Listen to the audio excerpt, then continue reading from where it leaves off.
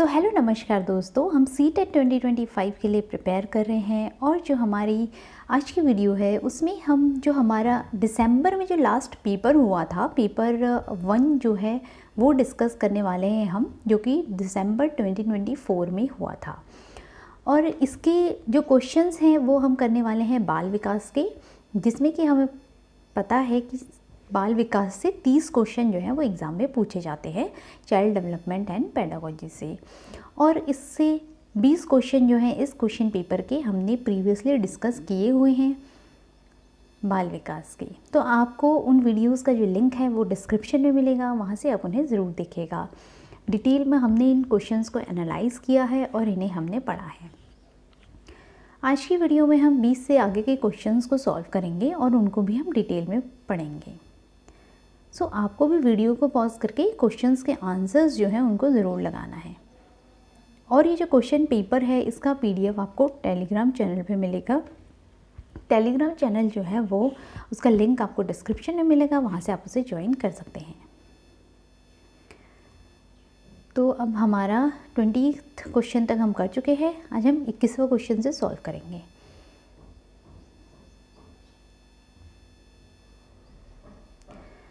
आज का हमारा जो पहला क्वेश्चन है, विकास के संदर्भ में एक समय सीमा जिसमें एक व्यक्ति विशिष्ट उत्प्रेरणाओं के प्रति परिवर्धित संवेदनशीलता रखता है, जिससे कि वह कुशल तरीके से कार्य करने के लिए विशेष कौशल विकसित कर सके, वह विकास की डैश कहलाई जाती है। तो अब यहाँ पर जो क्वेश्चन है वो डेवलपमेंटल टर्म से पूछा गया है।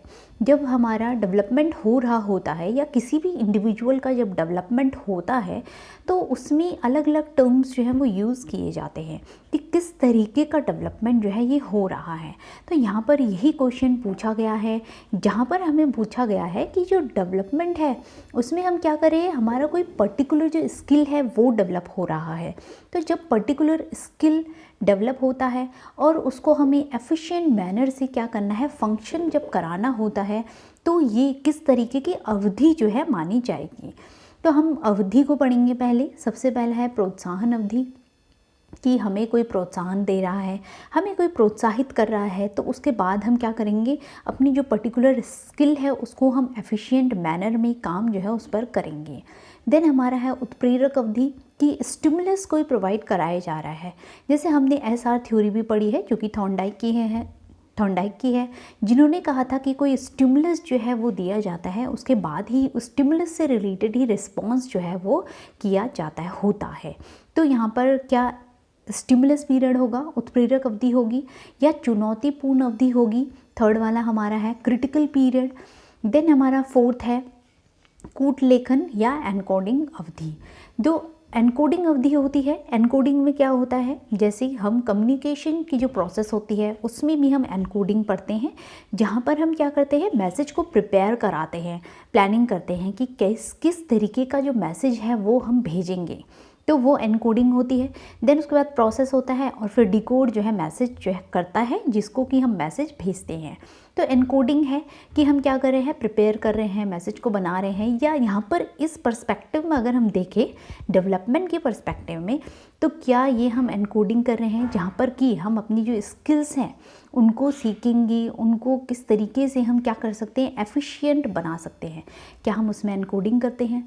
तो ये हमारे 4 ऑप्शन हैं। आपको वीडियो को पॉज करके आंसर को ज़रूर लगाना है, तभी हम देख पाएंगे कि हमें कहाँ पर इम्प्रूवमेंट की ज़रूरत है।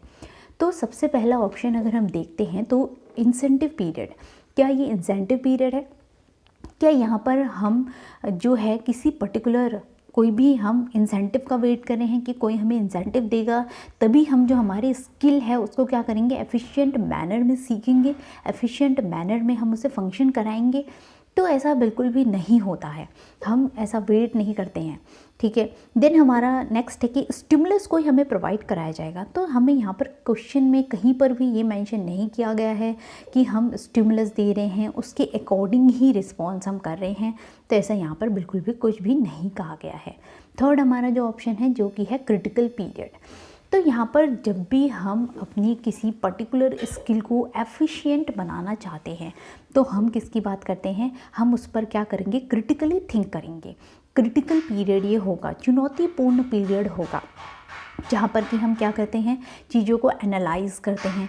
अब कोई हमें जब स्किल सीखनी होती है तो हम अपना एनालिसिस तो करते ही हैं ना, कि हमें कितना आता है और हम इसमें क्या क्या इम्प्रूवमेंट कर सकते हैं। तो एक जो प्रॉब्लम सॉल्विंग की अप्रोच है वो भी हमारे अंदर डेवलप होती है, कि हम अपनी जो स्किल है उसको और कैसे एफिशिएंट जो है वो बना सकते हैं।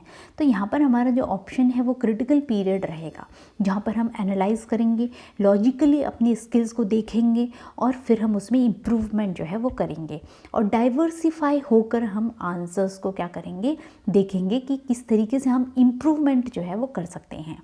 तो यहाँ पर थर्ड ऑप्शन हमारा करेक्ट हो जाएगा। नेक्स्ट क्वेश्चन हम देखते हैं, शिक्षकों को ध्यान न्यूनता, अति क्रियाशीलता, विकार से जूझ रहे छात्रों की आवश्यकताओं का ध्यान रखते समय डैश से बचना चाहिए। तो ये वाला जो क्वेश्चन है ADHD से रिलेटेड है। ये हमने प्रीवियसली वीडियोस में डिटेल में इसको डिस्कस किया हुआ है, और भी क्वेश्चंस हमने इससे रिलेटेड किए हुए हैं। तो आप वीडियो को ज़रूर देखिएगा, उनका लिंक आपको डिस्क्रिप्शन में मिल जाएगा, वहाँ से आप उन्हें देख सकते हैं। जो ADHD है ये क्वेश्चन जो है वो पूछा ही जाता है सीटेट के एग्ज़ाम में। इसके अलावा जो टेट के अदर एग्ज़ाम होते हैं उनमें इसकी फुल फॉर्म भी पूछ ली जाती है। तो हमें फुल फॉर्म भी याद रखनी है कि attention deficit hyper activity disorder जो है इसे कहा जाता है। अब इसके अंदर होता क्या है, जो एक इंडिविजुअल होता है वो, उनके अंदर कोई भी स्टूडेंट अगर है ADHD अगर उनको है, तो जैसे कि नाम से ही हमें पता चल रहा है कि बच्चा जो है इसमें क्या होता है, अति क्रियाशील होता है, बहुत ज़्यादा हाइपर एक्टिव जो है बच्चा होता है। उनका जो अटेंशन स्पैन है वो क्या हो जाता है, कम हो जाता है, ध्यान जो है उनका कम लगता है, ध्यान की क्या होती है, न्यूनता होती है, कम ध्यान लगता है। अगर हम कोई टॉपिक पढ़ा रहे हैं तो बच्चे का ध्यान जो है वो भटकता रहेगा, कभी कहीं जाएगा कभी कहीं जाएगा। तो उसी चीज़ की जो न्यूनता होती है उसी को attention deficit hyper activity disorder जो है वो कहा जाता है। डिटेल में वीडियो को आप ज़रूर देखिएगा, उसमें हमने इसके अदर जो एस्पेक्ट हैं वो भी डिस्कस किए हुए हैं।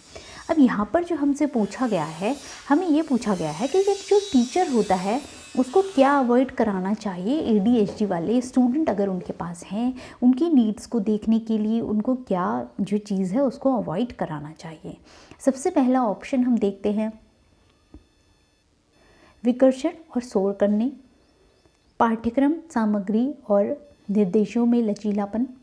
थर्ड ऑप्शन है, कार्य को छोटे आसानी से प्रबंधनीय भागों में तोड़ने।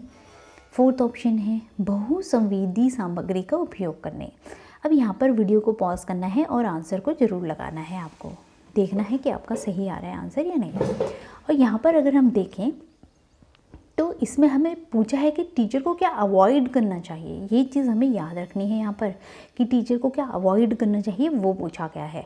तो सबसे पहला अगर हम ऑप्शन देखें तो यहाँ पर सबसे लास्ट से हम शुरू कर सकते हैं कि मल्टी सेंसरी जो मटेरियल्स हैं उनको यूज़ करेंगे टीचर। क्या इस चीज़ को अवॉइड करना चाहिए? बिल्कुल भी नहीं। एक नॉर्मल क्लासरूम भी होगी तो वहाँ पर भी जो टीचर होते हैं उनसे ये एक्सपेक्टेशन होती हैं कि वो बच्चों के ज़्यादा से ज़्यादा जो सेंस ऑर्गन्स हैं उनको यूज़ कराएं। जैसे कि हम अगर बच्चों को पढ़ा रहे हैं तो हम उन्हें चार्ट दिखा सकते हैं, मॉडल्स दिखा सकते हैं। आजकल तो हम स्मार्ट क्लासेस के थ्रू भी, PPT के थ्रू भी पढ़ा सकते हैं, या कोई वीडियोस जो हैं बच्चों को दिखा सकते हैं, एनिमेटेड वीडियोस दिखा सकते हैं।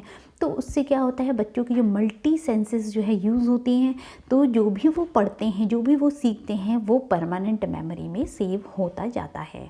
तो ये ऑप्शन हमारा यहाँ पर इस क्वेश्चन का आंसर नहीं होगा। वैसे अगर देखा जाए तो ये सही है बिल्कुल। फिर ये चीज़ अवॉइड टीचर को नहीं करनी चाहिए।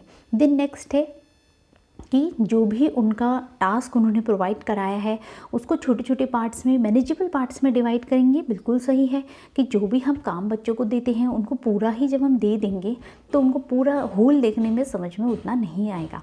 जब हम उन्हें पार्ट्स में तोड़ के देंगे तो बच्चों को क्या होगा, ईजीली समझ में आ जाएगा। और जो हमारा करिकुलम है वो कैसा होना चाहिए, फ्लेक्सिबल होना चाहिए। बिल्कुल सही है, फ्लेक्सिबिलिटी ऑफ करिकुलम की बात जो है वो कही गई है, जहाँ पर भी हमें क्या करना है, इंक्लूसिव एजुकेशन की बात आ जाती है, जहाँ पर कि समावेशी शिक्षा सभी को साथ लेकर जब हमें चलना होता है तो हमारा करिकुलम कैसा होता है, फ्लेक्सिबल होना चाहिए। देन फर्स्ट ऑप्शन अगर हम देखें तो एक जो टीचर होते हैं उनको जो भी डिस्ट्रैक्शंस क्रिएट कर रहा है और जो नॉइज़ क्रिएट कर रहा है उसको ज़रूर ही अवॉइड जो है वो कराना चाहिए। तो यहाँ पर जो हमारा राइट ऑप्शन हो जाएगा, ऑप्शन नंबर 1 हो जाएगा। अब अगर हम इस क्वेश्चन के आंसर को देखें तो ये क्वेश्चन हमारा इजी ही है, बहुत ज़्यादा डिफ़िकल्ट नहीं है। अगर हमने ADHD के बारे में नहीं भी पढ़ा है तो भी हमें पता है कि एक जो क्लासरूम होती है, टीचर को उसमें डिस्ट्रैक्शंस को, नॉइज़ को क्या कराना चाहिए, अवॉइड जो है वो कराना चाहिए। नेक्स्ट क्वेश्चन अब हम देखते हैं। लॉरेंस जो कोलबर्ग है उनकी थ्योरी से क्वेश्चन यहाँ पूछा गया है। कोलबर्ग की थ्योरी भी डिटेल में हमने समझी हुई है, डिटेल में स्टडी किया हुआ है, उसका लिंक भी आपको डिस्क्रिप्शन में मिलेगा, वहाँ से आप उसे ज़रूर देखिएगा। तो जो कोलबर्ग की थ्योरी है उसमें से भी हमें 1 या 2 क्वेश्चन देखने को मिलते हैं। मैंने जो भी क्वेश्चन पेपर्स रिसेंट जो ट्रेंड चल रहा है उसमें अगर हम देखें तो कोलबर्ग की क्वेश्चन जो थ्योरी है उसमें से 1 या 2 ही क्वेश्चन पूछे जाते हैं मैक्सिमम। इससे ज़्यादा तो CDP के पोर्शन में जो बाल विकास का पोर्शन है उसमें क्वेश्चन मैंने नहीं देखे हैं। बट थ्योरी जो है हमें पढ़नी है, थ्योरी जब पढ़ेंगे तभी हमें पता चलेगा कि किस तरीके के क्वेश्चन जो है वो आ रहे हैं। तो क्वेश्चन पेपर हम एनालाइज करते हैं। 2 क्वेश्चन आए हुए हैं इस क्वेश्चन पेपर में कोलबर्ग से रिलेटेड और दोनों ही हमें साथ में दिख रहे हैं। तो क्वेश्चन नंबर 23 देख लेते हैं अब हम। यहाँ पर पूछा गया है लॉरेंस कोलबर्ग ने तर्क दिया कि, अब लॉरेंस कोलबर्ग जो थे उन्होंने क्या तर्क दिया। उन्होंने यहाँ पर 4 ऑप्शन गिवन हैं। सबसे पहला देखते हैं, बच्चों में नैतिक विकास निरंतर रूप से होता है। बच्चों के नैतिक तर्क में सांस्कृतिक अंतर होते हैं। नैतिक विकास क्रमिक चरणों में होता है। बच्चों के नैतिक तर्क में लिंग भेद होते हैं। तो यहाँ पर अगर हम देखें तो ये क्वेश्चन हमारा ईजी है, क्योंकि जैसा कि हमने कोलबर्ग की थ्योरी में पढ़ा है कि जो बच्चों का मॉरल डेवलपमेंट होता है वो किस में होता है, स्टेजेस में होता है। और प्रोग्रेसिवली स्टेजेस इन्होंने दी थी, मतलब क्रम दिया था इन्होंने स्टेजेस का। तो इन्होंने जो स्टेजेस दी थी उसमें क्या था, PCP, ये 3 लेवल्स इन्होंने दिए थे और इसी के अंदर जो है 6 स्टेजेस जो है इन्होंने दी थी। तो P से हमारा प्री कन्वेंशनल था, देन कन्वेंशनल लेवल था, देन पोस्ट कन्वेंशनल जो है लेवल था। तो ये 3 लेवल जो है वो रहेंगे कोलबर्ग की थ्योरी में। और इनके अंदर जो स्टेजेस हैं वो फर्दर डिवाइडेड हो जाती हैं, सब में 2-2 स्टेजेस। उनका डिटेल वीडियो का लिंक डिस्क्रिप्शन में ज़रूर देखिएगा आप उसको। तो ये तो क्वेश्चन इजी था, जहाँ पर कि हमें सिर्फ ये पूछा गया था कि कोलबर्ग ने क्या दिया था, कोलबर्ग का तर्क जो है वो क्या था। 24वां क्वेश्चन हम देखते हैं जो कि कोलबर्ग से ही रिलेटेड है। अब यहाँ पर हमें कोलबर्ग के नैतिक विकास के किस चरण में व्यक्ति का नैतिक व्यवहार मुख्य रूप से इन मानसिकता पर निर्भर करता है कि लोग मेरे बारे में क्या सोचते हैं। जैसा कि हम सभी को पता है सबसे बड़ा रोग क्या कहेंगे लोग, तो वो वाली जो स्थिति है वो कौन सी स्टेज में होती है कोलबर्ग की। तो यहाँ पर हमें 4 ऑप्शन जो हैं वो गिवन हैं। सबसे पहले हम ऑप्शंस को देख लेते हैं। उत्तर पारंपरिक नंबर 1 ऑप्शन, दूसरा ऑप्शन है गैर पारंपरिक, थर्ड ऑप्शन है पूर्व पारंपरिक और फोर्थ ऑप्शन है पारंपरिक। तो यहाँ पर अगर हम देखें क्वेश्चन ऐसा भी बना हुआ है प्रीवियसली एग्जाम में, जहाँ पर हमें यही सेम 4 ऑप्शन गिवन है और हमें पूछा गया है कि इनमें से कौन सा जो है वो कोलबर्ग की थ्योरी का लेवल जो है वो नहीं है, कौन सा लेवल नहीं है। तो यहाँ पर मैंने भी डिस्कस किया था थोड़ी देर पहले कि जो इनके लेवल हैं वो क्या है, PCP है, pre conventional, then conventional, then post conventional. तो नॉन कन्वेंशनल जैसा कोई लेवल इनका नहीं है। तो ये क्वेश्चन भी यहाँ से हमारा क्लियर हो गया। एक क्वेश्चन और ऐड हो गया यहाँ पर, जहाँ पर हमें लेवल्स पूछे गए हैं। अब जो ये वाला क्वेश्चन है इसका आंसर क्या होगा। सबसे पहला जो इनका लेवल है वो प्री कन्वेंशनल लेवल है, जहाँ पर की बात होती है किसकी, रिवॉर्ड और पनिशमेंट की। बच्चे का जो मॉरल डिसीजन लेने का जो बेस होता है वो क्या होता है, यहाँ पर रिवॉर्ड और पनिशमेंट होता है।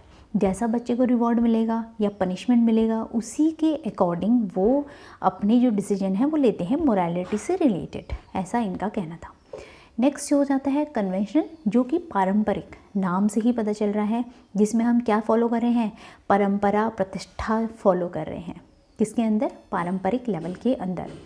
तो हमारे समाज में परंपरा कैसी होती है, रूल्स होते हैं, नियम होते हैं जो हमारे समाज ने बनाए हैं, है ना, उन्हीं को हम क्या करते हैं, फॉलो करते हैं। तो जहाँ पर कि societal norms, societal rules, societal laws या जो भी हमारे वैसे भी रूल्स हैं, नियम हैं, जो भी एक सभ्य समाज को बनाने के लिए बनाए गए हैं, उनको जब हम फॉलो कर रहे हैं तो वो हमारी कौन सी स्टेज होती है, उसमें कन्वेंशनल, पारंपरिक, नाम से ही पता चल रहा है पारंपरिक है, तो उसको हम फॉलो करते हैं।